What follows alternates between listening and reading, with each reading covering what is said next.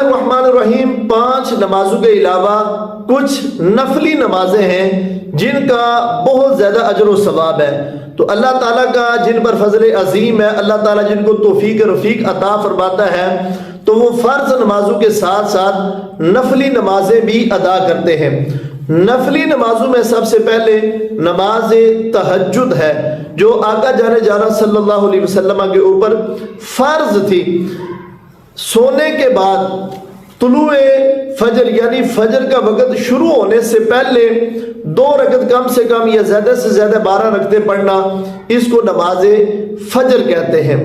اس طرح دوسرے نمبر پر نماز اشراق یعنی سورج طلوع ہونے کے 20 منٹ بعد جو 2 رکعتیں پڑھی جاتی ہیں ان کو نماز اشراق کہتے ہیں. اجر و ثواب کے لحاظ سے اگر دیکھا جائے تو فرمایا اللہ تعالیٰ مقبول حج اور مقبول عمرے کا ثواب عطا فرماتا ہے. محبوب علیہ السلام کا یہ معمول تھا، نماز فجر پڑھنے کے بعد محبوب تشریف فرما ہوتے، ذکر و اذکار کے اندر مشغول رہتے اور پھر محبوب علیہ السلام 2 رکعت نماز اشراق پڑھا کرتے تھے.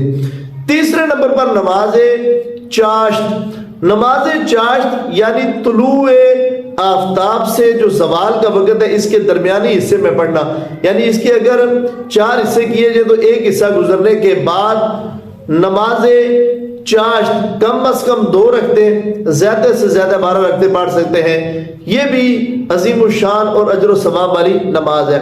اس کے بعد نمبر 4 نماز اوابین. نماز مغرب کے بعد جو ہے وہ 2 کر کے 6 رکعتیں پڑھنا، یہ نماز اوابین ہے.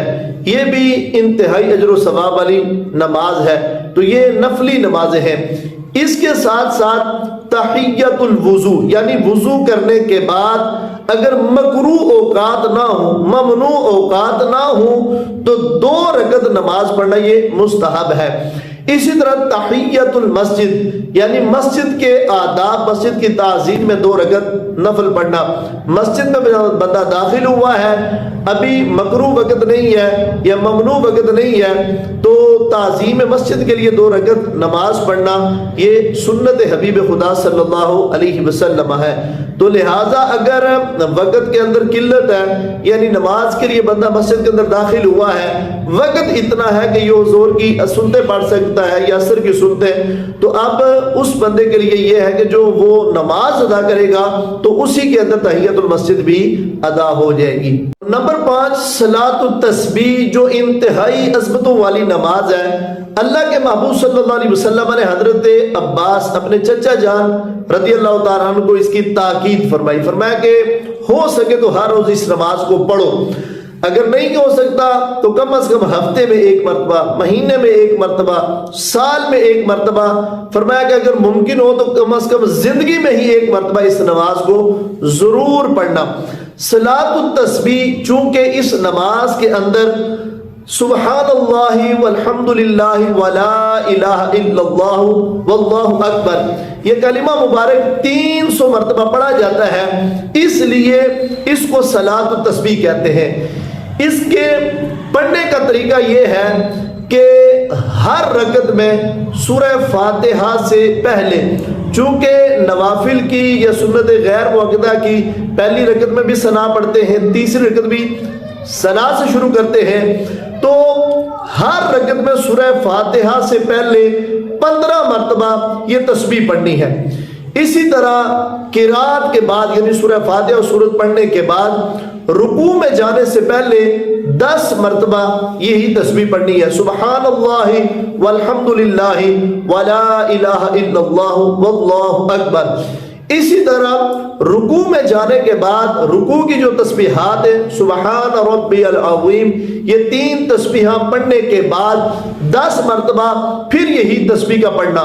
پھر اسی طرح رکوع سے اٹھنے کے بعد سمیع اللہ لمن حمیدہ ربنا لک الحمد کہنے کے بعد 10 مرتبہ یہ تسبیح کہنی ہے.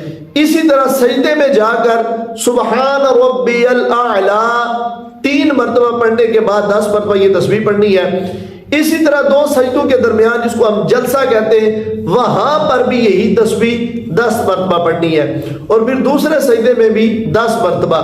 تو اس طرح 15 मरतबा किरात से पहले, 10 मरतबा रुकू में जाने से पहले, 10 मरतबा रुकू में जाके, 10 मरतबा रुकू से उठने के बाद, इस तरह 10 मरतबा सजदे में जाकर, 10 मरतबा सजदे से उठकर, 10 मरतबा फिर दूसरे सजदे में जाकर, ये 75 मरतबा एक रकत के अंदर तस्बीह पढ़ी जाती है। और इसी तरह चारों रकतों में जो वो 75 मरतबा पढ़नी है। अगर ये तस्बीह किसी रुकन के अंदर रह जाती है, मिसाल के तौर पर हमने सूरह फातिहा शुरू कर दी और ये तस्बीह हमने नहीं पढ़ी, तो याद रखें अब सूरह फातिहा छोड़ के तस्बीह की तरफ नहीं आना।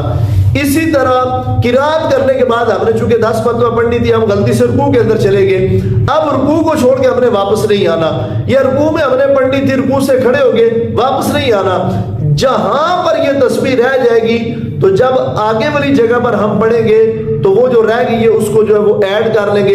यानी किरात से पहले अगर हमने 15 मरतबा नहीं पढ़ी तो अब किरात के बाद 25 मरतबा पढ़ लें। इसी तरह अगर रुकू में हमने नहीं पढ़ी तो उठ के 20 मरतबा पढ़ लें। तो जो तस्बीह जहां पर रह जाए, जब उससे आगे वाला मकाम तस्बीह पढ़ने का आए तो जो रह गई है उसको पढ़ लिया जाए। और दोनों कातों में यानी पहली 2 रकते मुकम्मल करने के बाद जब हम अत्तहियात बैठेंगे तो ये याद रखें, हमने गुज़श्ता दरस मसाइल के अंदर इस चीज़ को बयान फरमाया कि नवाफिल सुन्नत गैर मुअक्कदा का मामला यह है कि 2 रकते पढ़ने के बाद जब हम बैठते हैं तो अत्तहियात भी पढ़ते हैं, जो है वो दुरूद पाक भी पढ़ते हैं, रब्बी जअलनी भी पढ़ते हैं, यानी आखिर तक पढ़ना है, यौम यक़ूमुल हिसाब तक, सिर्फ सलाम नहीं फेरना। नफली नमाज जो है उसको बैठ के पढ़ सकते हैं, लेकिन याद रखें बगैर किसी उज़र के अगर नफली नमाज बैठ के पढ़ेंगे तो अजर व सवाब आधा मिलेगा। जबकि अगर कोई उज़र नहीं है, फर्ज बैठ के पढ़े हैं या सुन्नत मुअक्कदा या वाजिब बैठ के पढ़े हैं, तो इस सूरत में नमाज ही नहीं होगी, इसलिए कि क़याम के नमाज के फराइज में से क़याम यानी खड़े होना ये बंदे के लिए फर्ज है। तो अगर फर्ज रह जाए तो बंदे की नमाज नहीं होती।